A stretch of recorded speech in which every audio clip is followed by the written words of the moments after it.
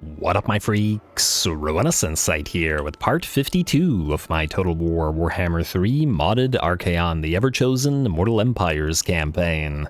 So as we saw last time, Village the Curseling and his army took on 3 full stacks, effectively, of the Bloody Hands, the main armies of the Bloody Hands endgame scenario. It looks like with Village victorious, this faction is, if not completely broken, very close to it. They do have more territories back here as well as their capital of Ekron, but I do imagine we'll be able to take over all of those relatively quickly. With the Broken Axe relatively broken and the Bloody Hands very much bloodied, Azag the Slaughterer now only needs to be slaughtered, and would you look at that, Archaon is within range of both his main stack and those other little stacks that are surrounding him. Is this his last territory as well, just out of curiosity? Oh, you can't diplomatize with him, but I'm assuming that it is. So, I guess we're going to start the episode off with getting Archie a battle, and a proper one, I would certainly hope. Probably not going to be nearly as many units in here as before, and Archie has knocked Azag down before,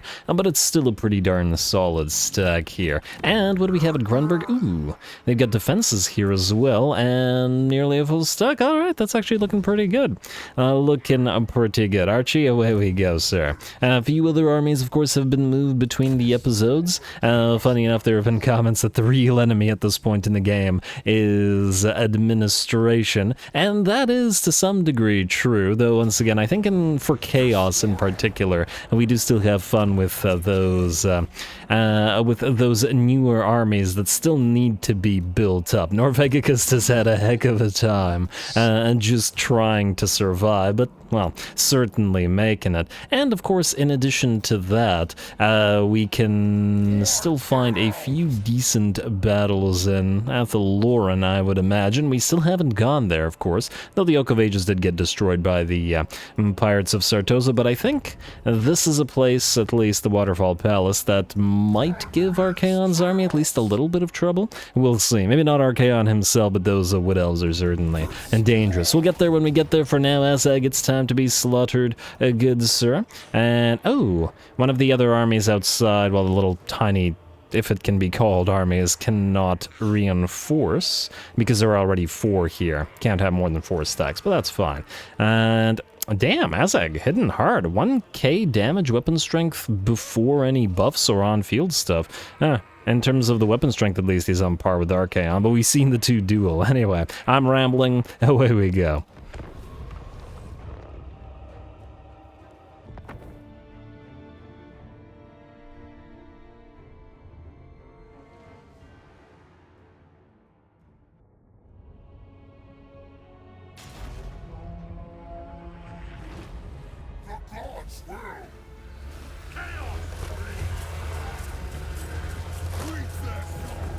Alrighty, here we go. Should be a pretty darn fun fight. We got a little bit of a column formation for our infantry here, which is somewhat unusual compared to what we usually do with these guys, but I'm hoping that this works out well for us, and it is quite necessary due to this being this particular map. We're gonna drive all of our infantry in a column through this particular choke point. Of course, Archaon will lead and look to try to fight Azag over there, while our Chaos Knights try to assault the enemy settlement from this side, and our air units, limited though they are in this particular army, try to bring down that catapult tower, lest it dish out too much damage. Anyway, away we go. We've got lots of stacks to work through here, so we best get on it.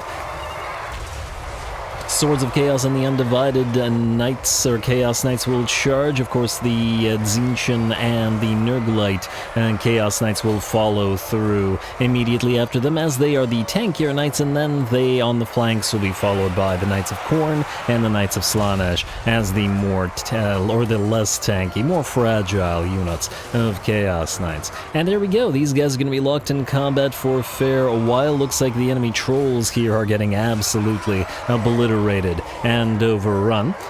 The enemy tower is going to take a few more hits to bring down, but it's nearly there. And how are we doing out here in the meantime? Archaon has found Azag, but it looks like Azag does not want a piece of him and will try to escape. Archie will, of course, give chase, and then Azag will get stuck within his own formation. Alright, and there we go. Looks like that hit made it, and Azag is down to about half of his HP right in the middle of the fray this time around, but that's just fine. And just more enemies for Archaon to obliterate as he works on the enemy lord. Speaking of, it looks like we're down to about, let's say, 40% HP. Enemy boar boys and such are interfering with the duel a little bit, but at the same time, Archaon is killing them off in addition to killing Azag. And, oh wow, that, okay.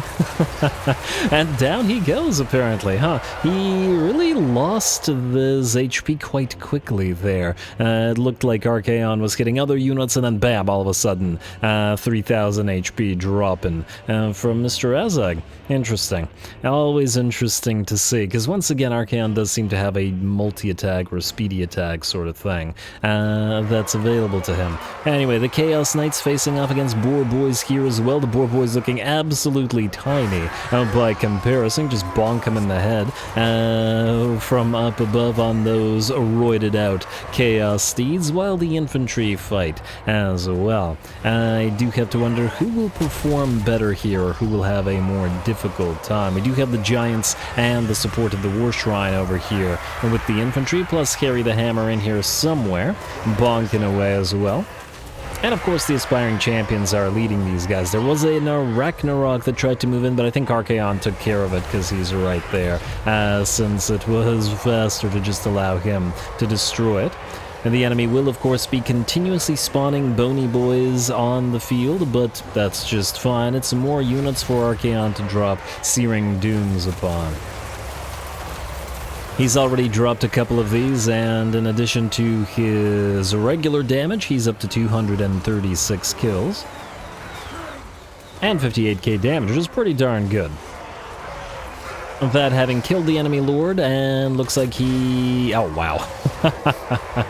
Yeah, brings down a troll, staggers like half the enemy formation, and that's Archie for you. And he's just going to keep on cooling down that spell to drop more Searing Dooms upon the enemy.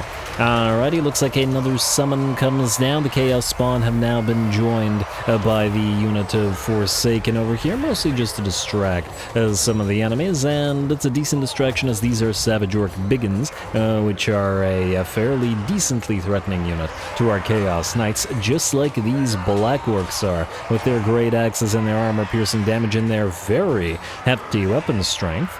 And just once again, compared to the Chaos Warriors with great axes, or the Chosen with great axes, we've got 186 on them, but we've got a lot of buffs on them as well. I would have liked to have seen these guys face off against each other, but yeah. 186, pretty darn good. I've said it before, but SFO tends towards a concept where if everything is overpowered, then nothing is, and pretty much any troops get very, very strong with buffs, and that includes basic troops, which it does allow you to do whatever you want and use whatever units you want. Granted, the super elite units are still always going to be better than the basic units, as we've seen many a time throughout this campaign. But there's less of a disparity in troop quality when buffs are maxed out. Anyway, our Aspiring Champions have summoned 2 units of Pink Horrors on the field. I don't think they're really super necessary, but it's a nice little bit of additional fire support, especially as the enemy had plenty of ranged fire support of their own. Gonna pop a Sonic Boom on the War Shrine slash Chaos Sorcerer here, just to knock the enemy away, and as soon as we do, the enemy pops up another unit of bony boys right around that Chaos Sorcerer, which is kind of amusing. Of course, Archaon is here together with the Sorcerer at the front of the battle, and thus the Sorcerer is unlikely to be too badly hurt. Another Searing Doom from Archie comes down. It looks like he's getting more casts in this particular battle than our Sorcerer of Tzeentch or Slaanesh here.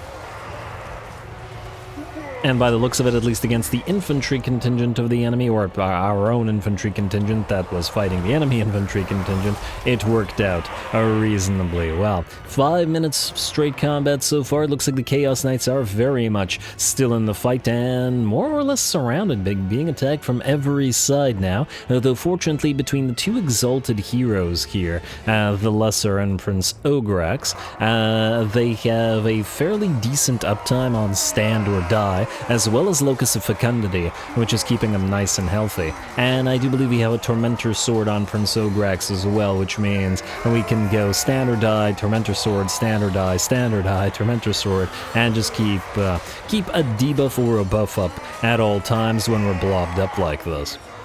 So it's working out fairly well for the Chaos Knights. I think they've lost 3 of their numbers so far, nothing too crazy. And despite having fought plenty of Biggins, Savage, and Regular as well as Black Orcs in this blob. Of course, the fight is hardly over for them, as there are still plenty of reinforcements to be arriving on the field. Archaon has now peeled away and joined his knights in the fray, with the Searing Doom heralding his arrival.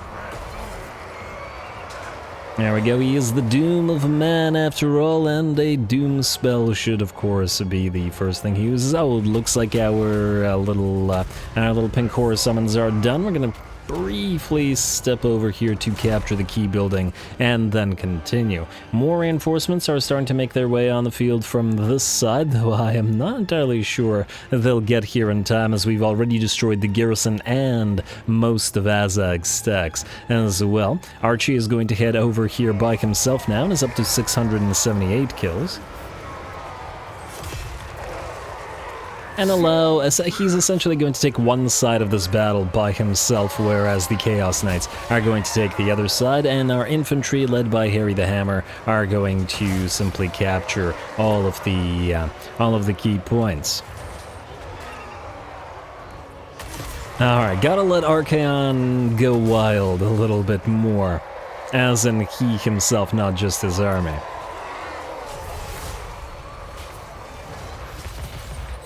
Alright, I believe I hear another Searing Doom. I don't know where it's dropping. Oh, it's dropping all the way back here on some more Summon Bony Boys. Well, the enemy just keeps those guys coming. And we're gonna melt them away with a nice Chaos Dragon Breath, and that did very heavy damage to them. They are only a tier 1 unit, of course, but they do just keep on coming. I guess it's sort of the equivalent to our own Fires of Chaos. The enemy gets to keep summoning the Bony Boys, we get to keep using Fires of Chaos, and, well, it's a matter of who will win that aspect of this war of attrition. Alright, Chaos Knights have pretty much completely overrun the garrison now, and these reinforcements are heading on in, but Archaon should be able to intercept them. And he hardly needs the Chaos Knights to deal with them. We've already seen him take on way more units than that before. Dorgai are riding through those pile of corpses and back into the fray as the rest of our Chaos Knights chase the enemy down. This is also prime, not real estate perhaps, but a prime target for some more spell work, as Archie will drop yet another Searing Doom upon the enemy. This, I believe, is an overcast one, as we finally have a big enough blob for Archie to actually overcast it and hit more units at once. I think that was the first overcast one I ended up using this entire battle, as most of them have been the regular ones. I do find that for Searing Doom, the non-overcast variant has a tendency to do more damage than the overcast variety, just because it's a much more concentrated spell. And if you find the correct blobbed area, it has a tendency to hit more units. Well, maybe not hit more units, but yeah. I guess it's hard to get a big enough blob, essentially, for the enemy to take more damage from the overcast version.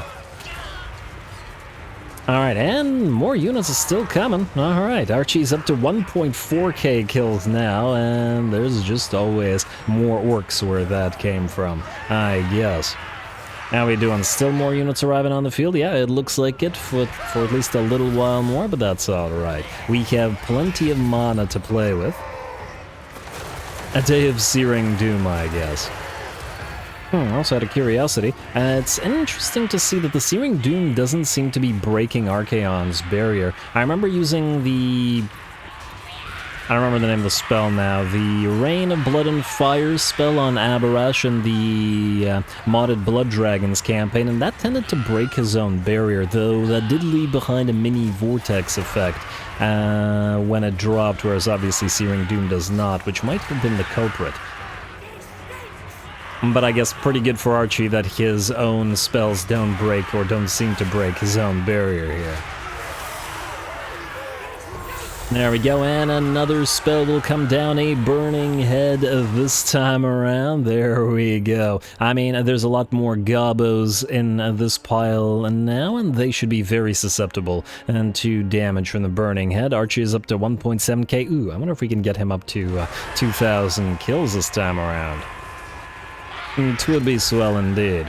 And yeah, once again, he's holding off the entire stack of this reinforcement just by himself. The knights, by the looks of it, are done chasing enemies down, or at the very least shattering those units that were still running. We've got the minor supply location and other key building captured, and a couple more to be done. Almost said something else there. I don't know why. Alright, well, Chaos Knights, I think it's time for you to join the fray. By the looks of it, the battle is pretty much over.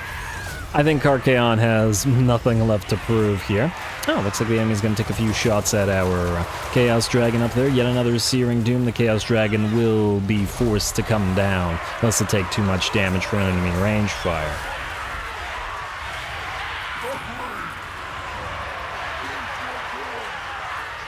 And, what the heck? I was like, wait, where did those Slaneshi Chaos Knights come from?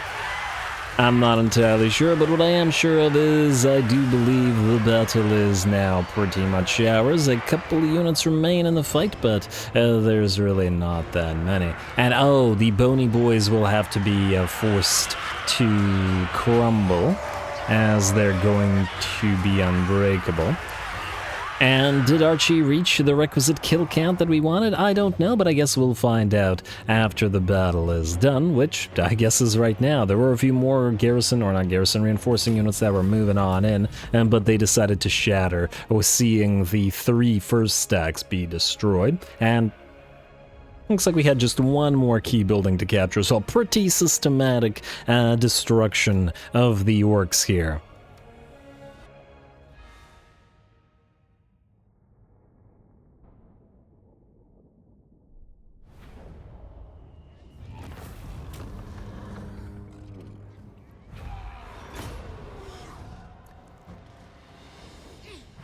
Alrighty, there we go. A pretty disgustingly effective performance from Archie himself. 2,100 roughly kills and nearly 300,000 damage, and relatively little to no damage to him himself. And of course, he was able to knock out Azag the Slaughterer without too much trouble. But yeah, very nice, and pretty much what we expect both from Archie and from the end game Orky stacks with their high numbers. It looks like once again the regular Chaos Knights got the most kills and the most damage. I've been seeing this quite a lot in Archaon's army. It seems like the regular Chaos Knights seem to, for some reason, have been outperforming the Godsworn Knights pretty much in every fight, which is quite curious, and I wonder why. It could be due to the way that I formed them up, as in their formation. They're generally in the center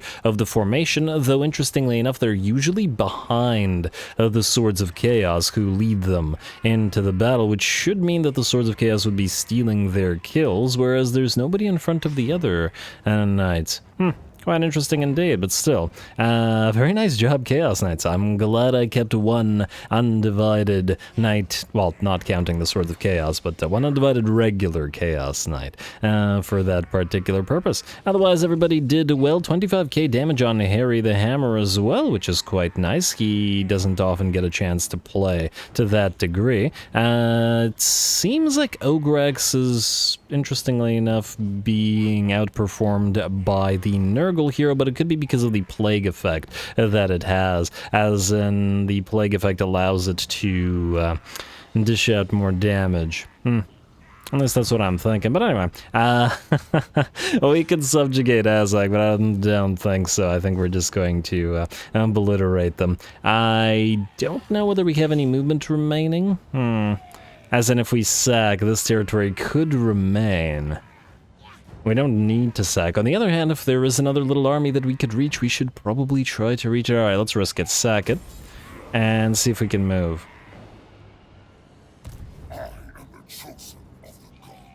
Ah, stop moving. Alright, well, we can move, but so very slightly that we wouldn't be able to reach other units. Anyway, I was hoping to reach this army because it's in march stance and still needs to be destroyed, but by the looks of it, that's not going to happen. Alright, fine, then Archie, you're going to occupy Grunberg.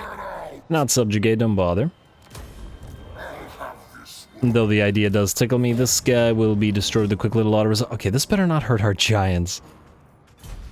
Okay, no, it didn't hurt the giants, but it would, I wouldn't have been surprised, let's say, if it did. Now, Archie, obviously you can't be in this settlement, as these guys have lost their last territory and will try to attack you next turn, so sit outside it. And, oh, it has another one of these cultist camps. Well, you know who needs more physical resistance? It's our Warhounds and Manticores. Yeah. Nice, and oh right, there's a Dark Fortress at Nuln. I completely forgot about that. It's one of the, I want to say, 3 Dark Fortresses we're missing. We have the Fake Beaver's Crevasse. There should be another one here somewhere that I don't remember, and I don't remember if there's another one all the way back there or not, though there very well could be. Not that we really care about the money and anything afforded by those anymore, though I suppose there are some buffs to be had. Now, it was a very nice battle, but we've got more where that came from. I believe Kolek is up next. Marcus Wolfhard here with a full stack plus a 3/4 stack with all the heroes nearby, and the Temple of Kara has a full garrison and the garrison building as well, which is another full stack, so a lot of Imperial troops to contend with. We'll see how effective Marcus and his missile damage is against Kolek. I'm sure he doesn't want to get in melee, but, well, that's not really up to him now, is it? Away.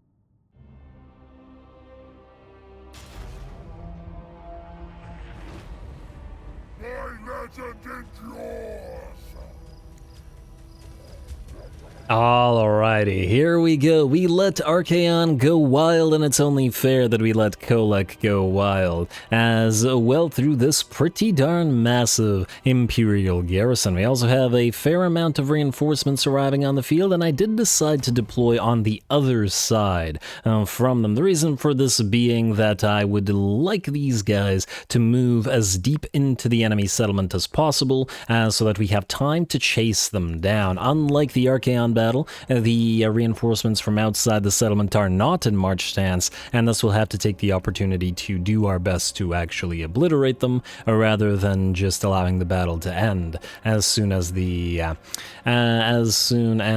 have shattered. Otherwise, we've separated our troops into 3 distinct groups, which is what we pretty much always do with this particular army. The reason it's always 3 is because we have 3 armored chaos trolls which like to lead these formations as they are tankier and regenerate, and the other reason is that Kolek here is by himself, and thus we don't need Shaggoths in this blob, especially as there are the Summoners of Rage there, and then we can have 2 Shaggoths leading each of the other little mini formations. Plus, the central formation has the Altar of the Cracked Rock, the Chaos War Shrine of Nurgle, which keeps everybody nice and healthy. But anyway, you know who's not going to be nice and healthy? The entire Imperial garrison. As Kolek has made it in, it looks like those great swords are not having a great day.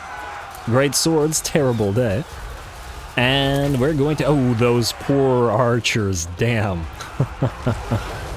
Kolek's a big boy, and he knocks lots of them out with every hit. We're going to pop the Fires of Chaos. I've taken a liking to dropping it on enemy platforms, as the Fires of Chaos do just enough damage to knock out the 5,000 HP platforms, but not the 15,000 HP barricades, which means the platform goes down real quick and then is of no consequence to us. Of course, the enemy will have all of its archers and huntsmen and crossbows and be targeting Kolek, and I guess to some degree the other units.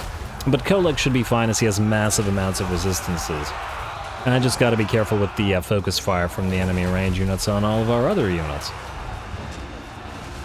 They will take damage, but we do have Locus of Fecundity on our Exalted Hero of Nurgle and our Chaos War Shrine. After all, I just gotta make sure to retreat any isolated blob that doesn't have healing to a place where we can provide healing for them whenever it's required. Anyway, Kolek appears to have found Mr. Marcus Wolfhard, who foolishly decided to move forward rather than run away, although it looks like he's changed his mind about that and attempts to back up, but he's far too slow to run from Kolek, and far too weak in melee to stand against him either. 1.2k weapon strength, 109 melee attack, at least with the buffs up on Kolek. And, well, Marcus is gonna go down. Kolek is continuously getting hit by all of those arrangements, and damn, he's done. I thought I had a couple more seconds to say something, but Kolek just rips him apart. Yeah, Kolek keeps taking damage from handgunners and stuff, but we can see his HP just go all the way back to full whenever he takes tiny bits of trickle damage from the enemy range. That crown of everlasting glory, and just so ridiculous on a lord like Kolek. And once again, I do find myself wishing that we had a source of regen on Archaon as well, but it's not like Archaon has really struggled with anything, so it looks to be fine. And there we go, Kolek surrounded by enemies, just where he wants to be and what he wants it to be like. The battle, I mean, we drop a couple of spells on him, Final Transmutation. And just because we can.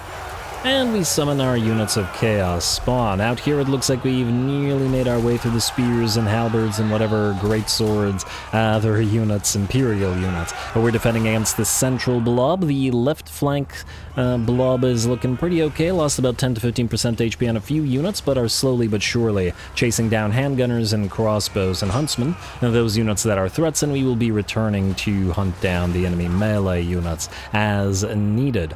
Out here, the rightmost flank, I'm doing essentially the same thing. A warrior priest has been nearly brought down. Ooh, looks like Emir here is down by about 30%, maybe 25% HP, and will need to be a little bit careful, but that's just fine. We've moved in Demahar Vorpalshard, our Exalted Hero of Nurgle, to this side so that he can provide healing for everybody here.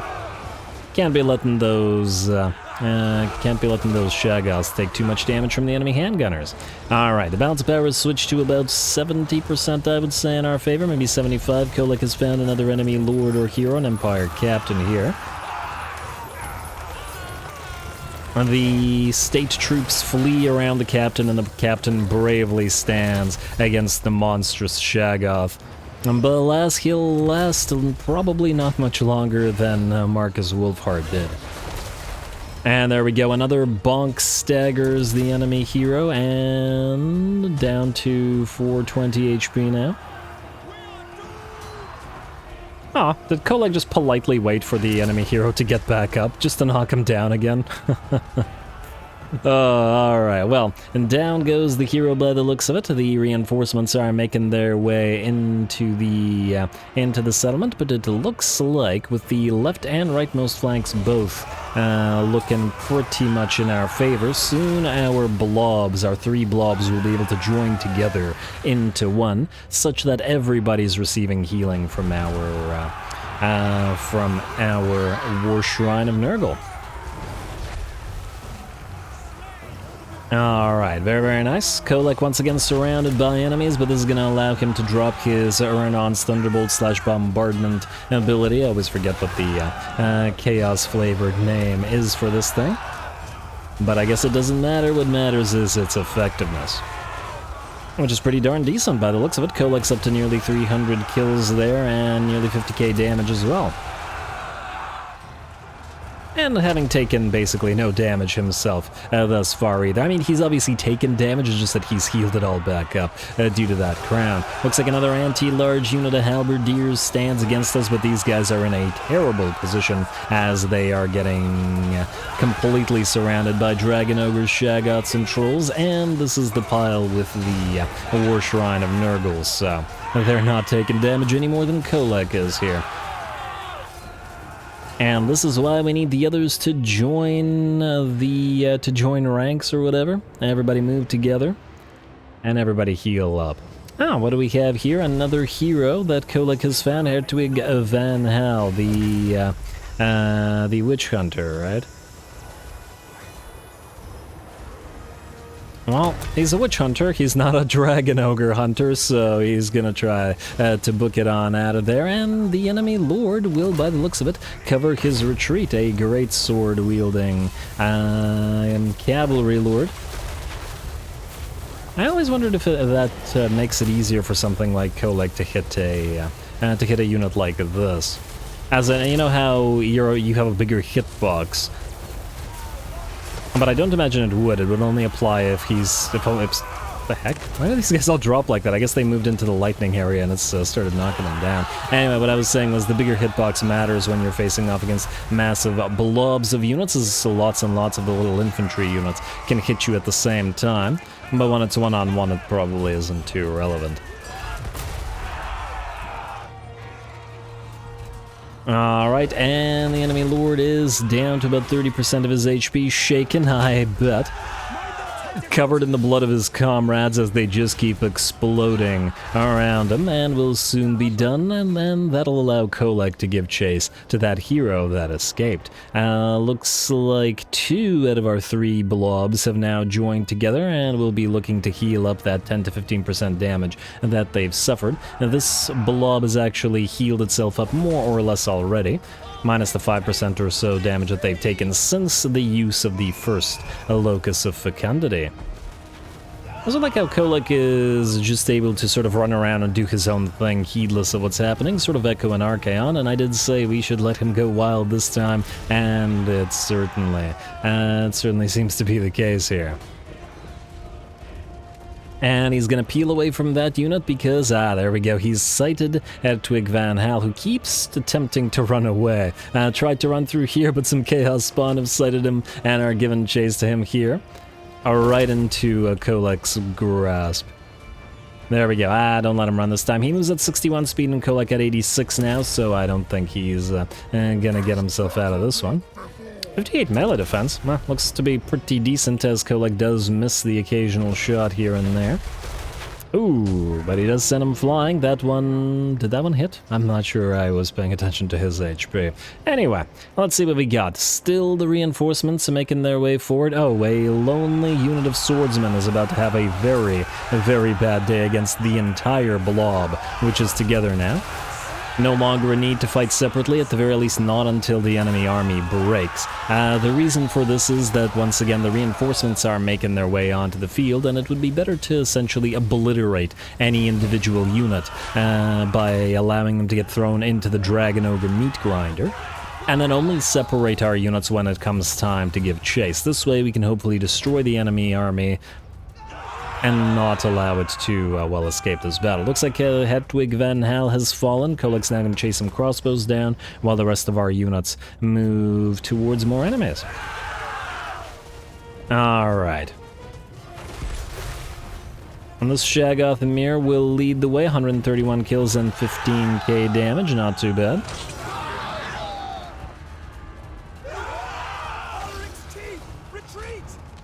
I've been hearing Ulrich's teeth retreat quite a lot in this particular battle.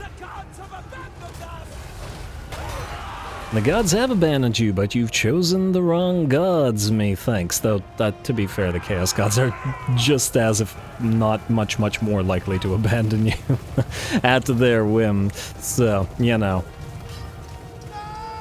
Alright, and it's another Paladin now, and it's Roderick Longhi to be specific, but he's thrown himself into a very dangerous situation. Funnily enough, this seems to be on brand for him, at least going so far as to remember my own Karl Franz campaign. In the past, I had a tendency to use this particular hero to guard the flanks of Wolfheart's army, and Wolfheart's army did struggle in a fair amount of battles because I mostly kept it to pretty much all huntsmen. And that's when they were being overrun by melee lizards like Temple Guard and such. They were having quite the tough time. But that's how you keep the battles fun, and not necessarily building just insane doom stacks. I say, as we have a nearly all dragon ogre army. But hey, there's only one of them. Alrighty, and it looks with that, looks to be, yeah, that's it. The battle is ours, the last of the enemies have shattered. There's a couple more heroes to chase down, I believe. Kalara is here, Jorgrim is here, but it looks like the two Manticores and our Chaos Sorcerer should be pretty adept at knocking or decapitating any of these heroes they find. We'll be doing a little bit of chasing here to make sure that this army doesn't escape, but we can do that off screen.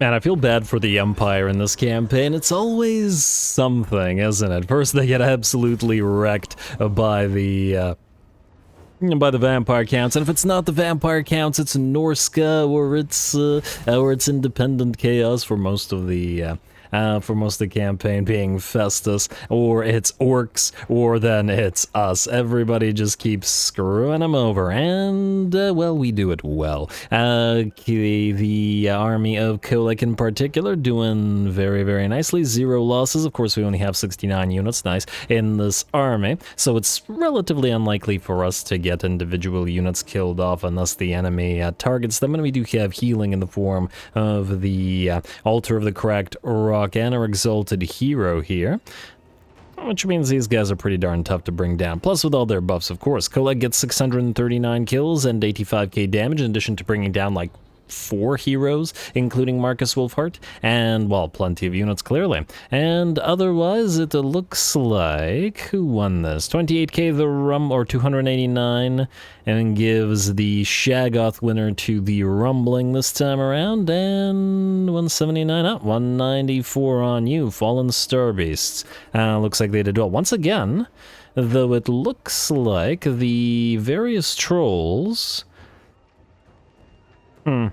by and large, did as well or better than all of the dragon ogres, which is still fairly curious because that makes them tankier and killier. Perhaps they have greater splash damage. I'm not entirely sure. Though, to be fair, at the same time, the Chaos Trolls did lead the formations, so they were always thrust into the battle a little bit ahead of the Dragon Ogres, which could probably account for some of the disparity in damage. Anyway, very nice battle. We're going to occupy, mostly because I think we're at the end or edge of our range here, which means we won't be able to Rudiger Wolfheart, chase down Wolfheart's son there, and let's see. Range plus 10 irrelevant to the army, missile resistance and missile strength. Range and missile strength, yeah, that's not super useful to Kholek, funnily enough, and not useful to Azazel whatsoever either, though I suppose the missile resistance for Kholek himself is something, as he does have a tendency to get targeted, though with his 41 ward, 30% physical and 50% missile, he's more or less maxed out in terms of his missile resistance, at least when not accounting for debuffs, so it's still pretty good. Anyway, with that, I do believe we're out of time. Oh, you can reach this guy. Yeah, but you have no units. I mean, I guess you could summon some here, but I think we can forego it for now. Anyway, I'm going to call the episode here. I do believe we have a couple more battles left in this particular turn. One I know being Castle Drakenhof, with Chant and the Flying Army ready to take those walls. That should be a pretty fun fight next time around. I think there was another one somewhere elsewhere here, though. Darn me if I remember who it was. Oh, yes, Jaeger is supposed to face off against Vlad von Karstein. We've got defenses at Ubersreich plus his stack. Not a crazy stack or anything like that, but it should be fun to burninate, as everything is, with the fire army. So stay tuned for those battles next time, and possibly another one I'm sure we'll find, as well as the end turn and the continuation of this conquest. It's looking pretty good, looking better with every episode, though of course we are once again still at a time where we're getting tons of battles per turn, so we're not really advancing turn-wise as yet, for a little bit longer. Anyway, more stuff to come, so stay tuned. Blah, blah, blah, blah, blah, blah. Glory to the algorithm. And thanks for watching.